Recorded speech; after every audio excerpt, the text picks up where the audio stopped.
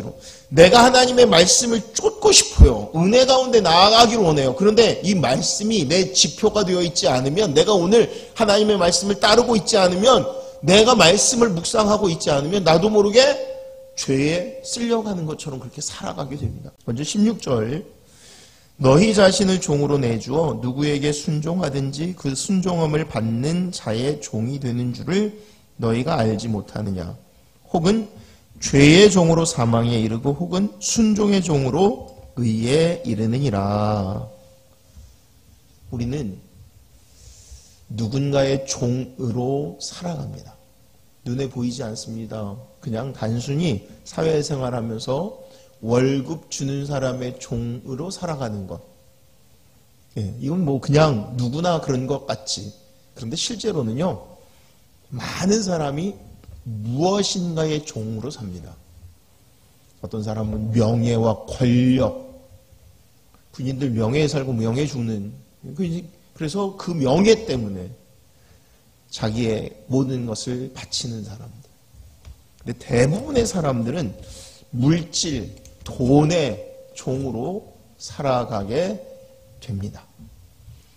그래서 자기의 양심도 버리고 거짓말도 하고 해서는 안 될 일들도 묵인하거나 용인하고 자기도 따르는 삶을 살아갑니다. 근데 중요한 것은 우리는 이제는 의의 종, 은혜의 종으로 살아야 한다는 것입니다.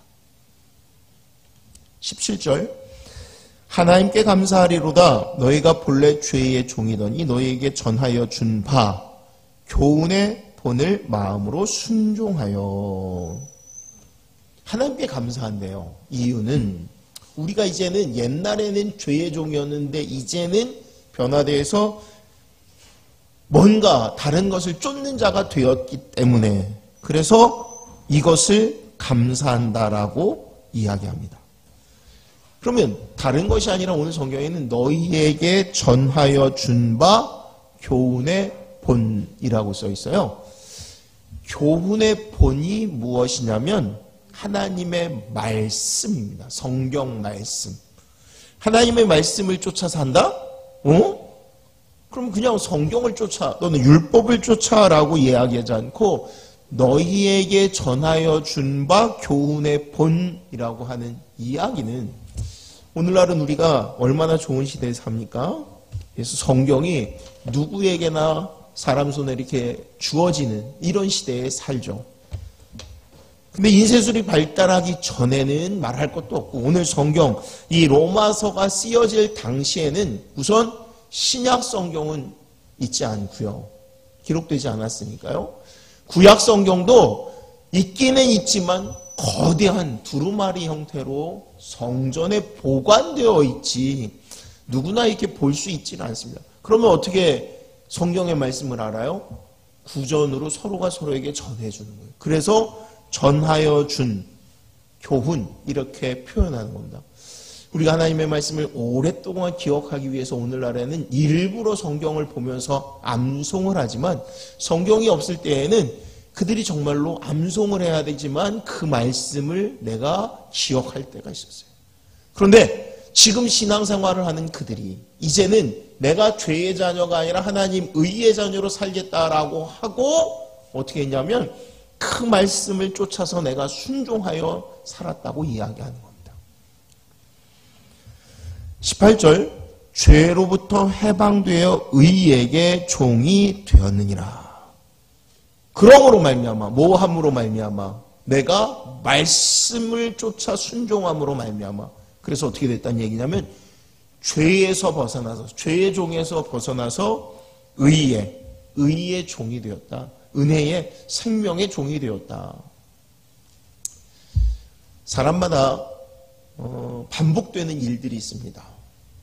반복되는 일이 아니라 그냥 우리 일상이 계속 몸에 밴 습관대로 살게 되어 있어요. 근데 대부분은요, 특별한 계획이 없으면 이 습관을 쫓아 하게 되어요.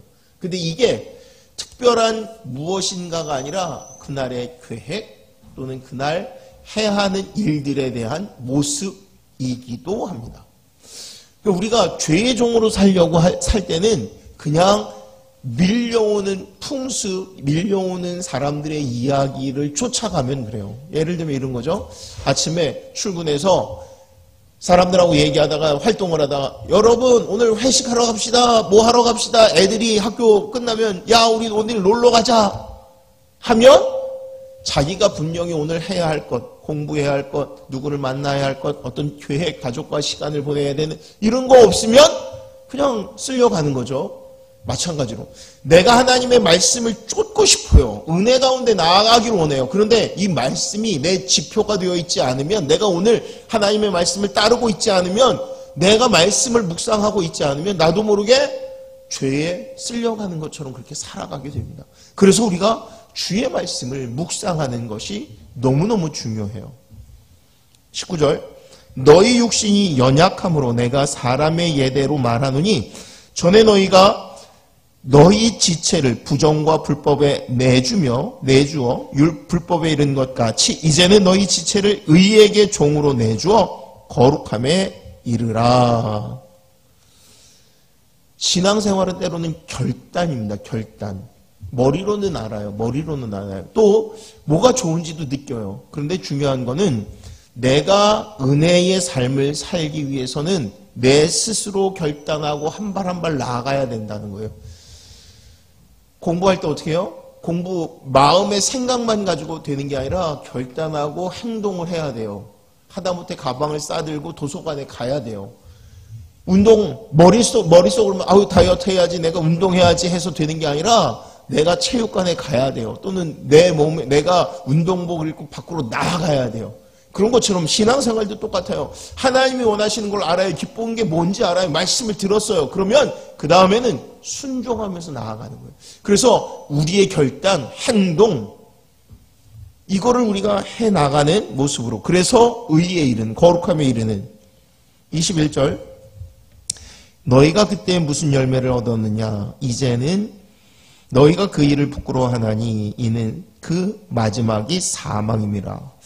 22절 동시에 보겠습니다. 그러나 이제는 너희가 죄로부터 해방되고 하나님께 종이 되어 거룩함에 이르는 열매를 맺었으니 그 마지막은 영생이라. 21절과 21절을 동시에 읽은 이유는 이거는 마치 동전의 양면처럼 있는 거예요. 그런데 그 양면이 다른 양면이 아니라 과거와 현재예요. 어떤 과거와 현재냐면 예전에는 내가 예수 믿기 전에는 죄의 자녀였고 사망의 길로 갔었는데 이제는 생명의 은혜의 길로 살아갑니다. 양면이기는 하지만 분명히 완전히 다른 거예요. 완전히. 여러분 이 동전 양면이지만 이 서로 마주볼 수 없잖아요. 전혀 다르죠. 전혀 다르죠. 우리의 과거와 현재가 전혀 달라야 돼요. 뭐 때문에? 예수님 때문에, 신앙생활하기 때문에, 내가 의의 종, 은혜의 종이 되었기 때문에. 그래서 이제는 이라고 얘기할 수 있는, 우리의 신앙은 이제는 내가 이제는 과거가 아니라 지금은